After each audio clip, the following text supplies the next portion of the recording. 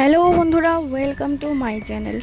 তো আজ সকালে আবার তোমাদের সাথে চলে এসেছি একটা সুন্দর দৃশ্য নিয়ে। আর তোমরা প্রথমে দেখতেই পেরেছো যে সকালের এই যে পাখির কলরব কি সুন্দর, এগুলো মানে অনুভব বা উপভোগ করাটা যদিও আমার ক্ষেত্রে হয়ে ওঠে না, কারণ আমি প্রত্যেক দিন অনেক বেলা করে ঘুম থেকে উঠি। আর আমার চোখ মুখ দেখে বুঝতেই পারছো আমি কাল সারা রাত ঘুমোতে পারিনি, কারণ মানে কি বলবো। আর আর এই যে দেখতে পাচ্ছ এখানে ছিল আমাদের ঘরের ঠিক দরজার উপরেই হয়েছে একটা পাখির বাসা।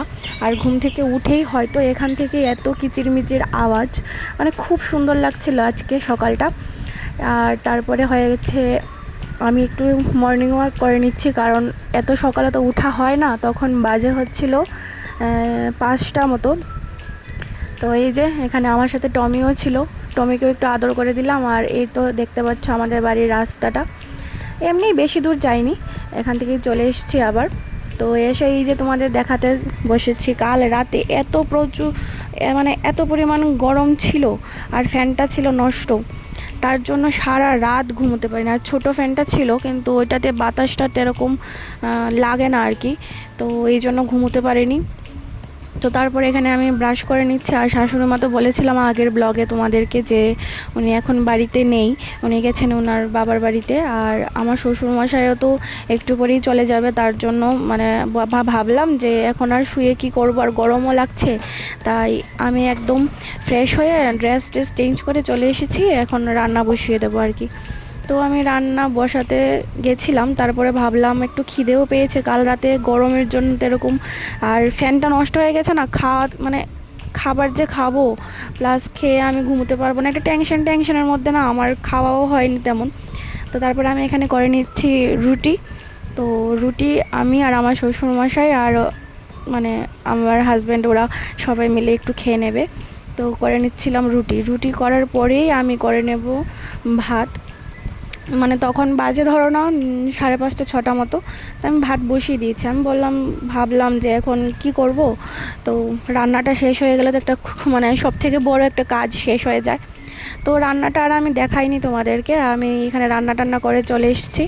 চলে আসার পরে আমি তোমাদেরকে বলছিলাম যে কটা বাজে এখন, দাঁড়াও তোমাদেরকে দেখাচ্ছি। এই যে দেখতে পাচ্ছ 7:05 বাজে, তখন আমার রান্না কমপ্লিট। আর আমার শ্বশুরমশাইকে এখানে দিয়ে দিয়েছিলাম, মানে উনি একটু গিয়েছিলো ক্ষেত থেকে এসে মাটিতে বসে খেয়ে নিচ্ছিল। তো এখানে আমি ভাত করেছি, মাছের ঝোল, আর আর কী করেছিলাম, ডাল করেছিলাম। তো এখানে রান্নাও কমপ্লিট, টিফিনও কমপ্লিট। তো ওখানে রান্না করে আমি চা নিয়ে চলে এসেছি। আর আমার টমিকে আমি একটা রুটি করে দিচ্ছিলাম, ও তেল দিয়ে রুটি ভেজে খেতে ভালোবাসে, আর আমিও সেম। তো আমি আর আমার টমির জন্য দুটো রুটি তেল দিয়ে করেছি, আর আমার শ্বশুরমশাইরা তেল দিয়ে খায় না। তো আমরা এখানে বসে গেছি তেল দিয়ে রুটি করে, আর হচ্ছে লিকার চা। তো এখানে লিকার চা খেয়ে নিচ্ছি, আর টমিকেও দেখাচ্ছি তোমাদেরকে, টমিও খাচ্ছে। তো তারপরে আর কি বসে বসে খাওয়া দাওয়া চললো, টিফিন। তো আসলে আজকে সারাটা দিন আমার যে কি বাজে গেছে কি বলবো, আর মানে সারা রাত না ঘুমোতে পারলে যা হয় আর কি। তারপরে আমি কি করব, এখন তো আর কোনো কাজ নেই, রান্না সব কমপ্লিট হয়ে গেছে।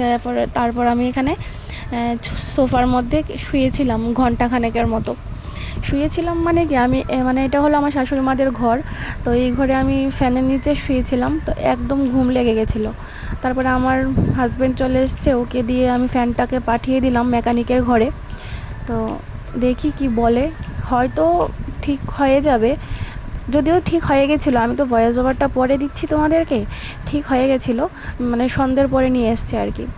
তারপরে আমি এখানে স্নান করে ছোটো ফ্যানটাই একটু চালিয়ে তো তারপরে আমি ম্যাগি করেছিলাম। ও সরি আমি বলতে ভুলে গেছি, আমি আছি না সকালে মানে ভাত আর খাইনি, তারপরে আমি ভাত খেতে ইচ্ছে হচ্ছিল না বলে ম্যাগি করে নিয়ে এসেছি। তখন বাজে 11:30 12টার মতো, একেবারে আমাকে ফেলে দিচ্ছি। আজকে আর আমি ভিডিও করিনি, আমি ম্যাগি খেয়ে শুয়ে পড়েছিলাম। তারপরে উঠতে আমি ঘুম থেকে উঠেছি 3:30 4টের সময়।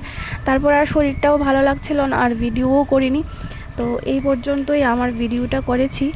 তো বন্ধুরা, আমি তো সেই রকম ভালো ব্লগ দিতে পারি না, বা জানি না কেন কি হচ্ছে আমার সাথে। তো আমার ভিডিও ভালো লাগলে অবশ্যই আমাকে সাপোর্ট করো।